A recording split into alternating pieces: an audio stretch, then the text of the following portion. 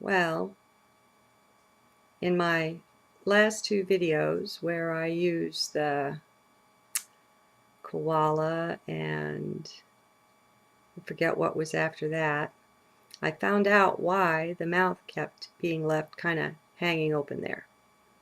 It was a system resources thing, but from a different angle. It's not that I had so many programs open. I didn't have enough empty hard drive space. The red light was lit up on my C drive, so that's what was going on. You know, it's not always the finger of God, my friends. Okay, I have an idea. So this is an experiment, you know. Having an idea is not what brings me to my journals. But, you know, things change. No sense getting in a rut. So here goes. I keep telling you that we are creators. Creator gods, even with a little g. Okay? That we are these beings that are divine. That we have an interior magnificence that most of us haven't tapped into, haven't touched, haven't yet become acquainted with. And I don't know anyone who has explored it to the max. I'm having fun giving that a go. But anyway, that being the case, and I'm also saying that we create reality. We participate in its creations. And the major way that we do this, or a major way that we do this, is by our beliefs. Energy flows through our belief structure out into manifestation.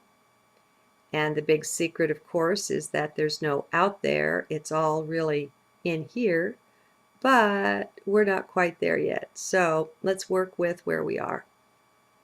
Okay, so if you're a creator and if you're creating your own reality, let's not look outside there for a moment. Let's look inside. Let's say you're creating yourself. Now, who am I is perhaps the biggest question that ever was. So I'm not saying we're creating our divinity or our higher self or anything, but we're creating our expression here. All right? The human being part of it. Okay, so that being the case, how about... Scan has been completed. How about I start again? I'll get good at this one day. Really, I will. Maybe.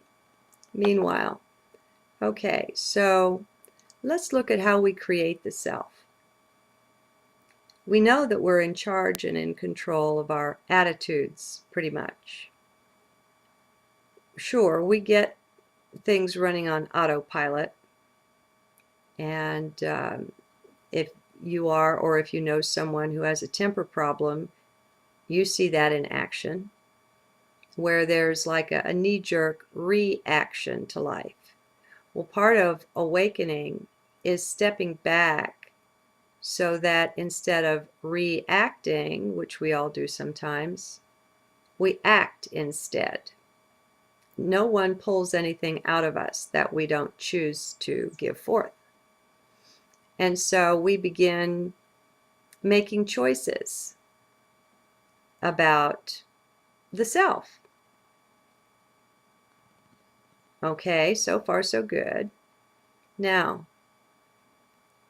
if we recognize that we are these divine creators here, we give ourselves more credit. We give ourselves more weight, so to speak. And we realize that the things that we think, do, and say are more important and more powerful than we yet realize. And so we start looking at that.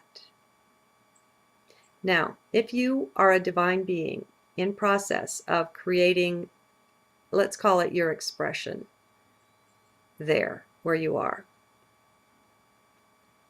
what do you want to be a part of that expression? What do you take in? Are you careful to push the mute button when the commercial comes on? Little things, they add up. Do you want that there's subliminal video, but there's also subliminal audio programming that goes on?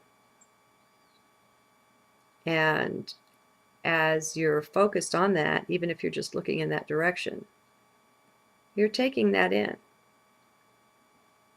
And that then becomes a part of you, a part of your creation. What kind of conversation do you want to participate in? Because it becomes a part of your expression, of your vibration. And so we look around and we get more choosy. We have more power, and we're not using it consciously. Instead, we're letting it be used by those who control us.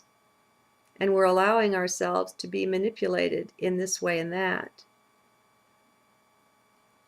And we're creating, even if it's unconscious. We're never not creating. Even in your sleep, you're not unconscious. You're just conscious on different levels, realms, dimensions, whatever you want to call it. Remember, don't get lost in the words. And always be in heart to listen here. So, what are you creating? What videos are you watching, my friends? Are you letting your mind control things with its avid curiosity? What are you exploring?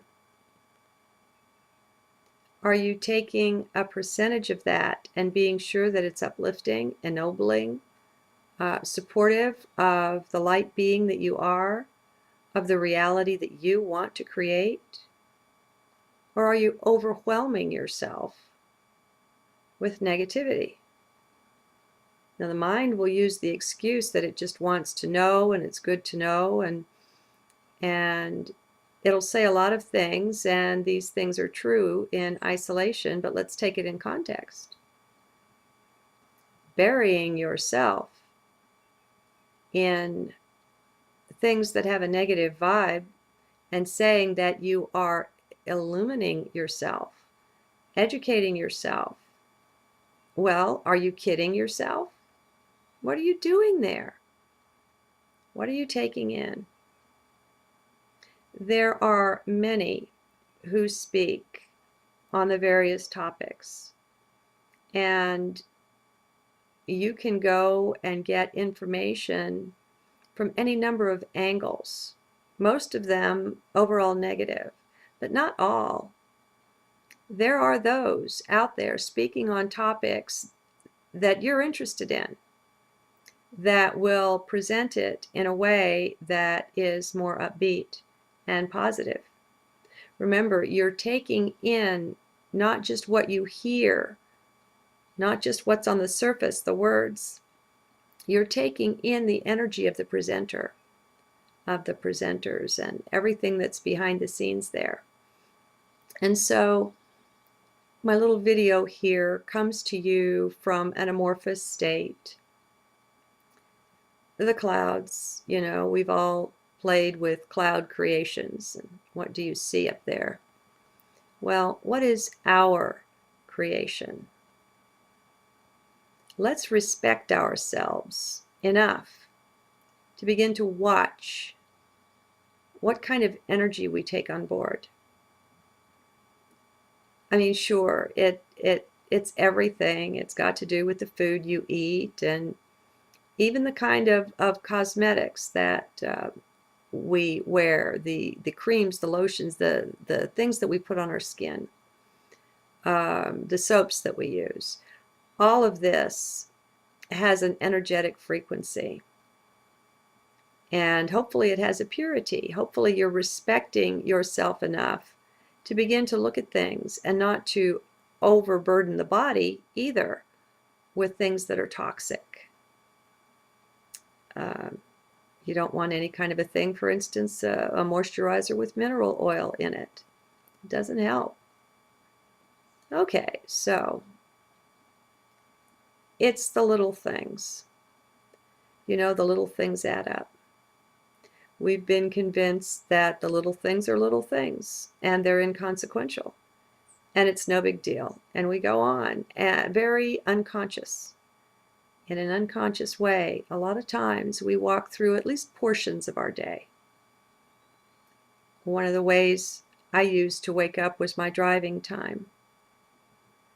I love to drive, and it would become a meditation and a contemplation and a time I really called myself to center.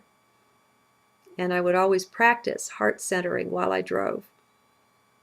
And I would often have one fingernail kind of digging into my chest right in the center there to draw my attention that way. And just practice my little games, like being the smiley face in the center of me there. And I would put great big glasses on, great big eyes, to get my focus on looking from that level instead of looking from the level of the head or the physical eyes. Just whatever it is, we play games with ourselves. Well, we're creators. And my little games have led me to a place of such delight that I words won't contain it. And so the little things do count.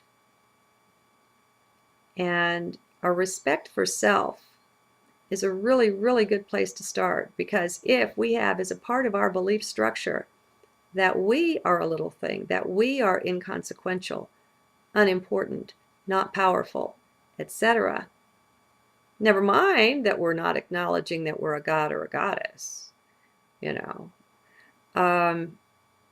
that becomes a part of a structure that's destructive.